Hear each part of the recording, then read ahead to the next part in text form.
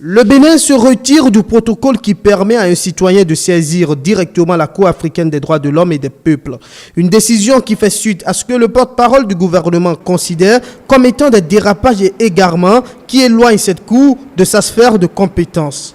Nous retournons à un mécanisme normal. C'est dire que le Bénin reste toujours membre du protocole de Ouagadougou et seuls d'autres États pourront l'amener devant cette cour. Les citoyens et les organisations non gouvernementales ne bénéficient plus de ce privilège. Le Bénin ne se retrouve plus dans un certain nombre de comportements de cette cour. Et quand vous lisez un certain nombre de cette dernière décision quand même de la cour concernant le Bénin, on a l'impression que l'individu prime tellement sur l'État, peut rendre les États, on peut les fragiliser du point de vue de l'autorité, du point de vue de souveraineté. Il ne s'agit pas de ne pas donner suite aux droits de citoyens. Moi, je pense que les droits humains sont sacrés.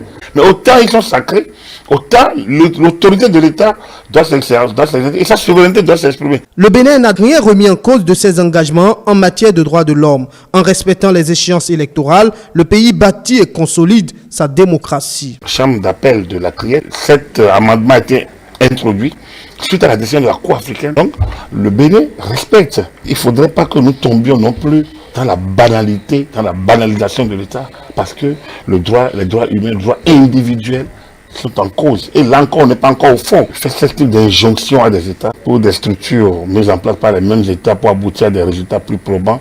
Je pense qu'ils ont outrepassé leur champ de compétences. Je pense qu'ils sont allés au-delà. Ils ont été trop prétentieux.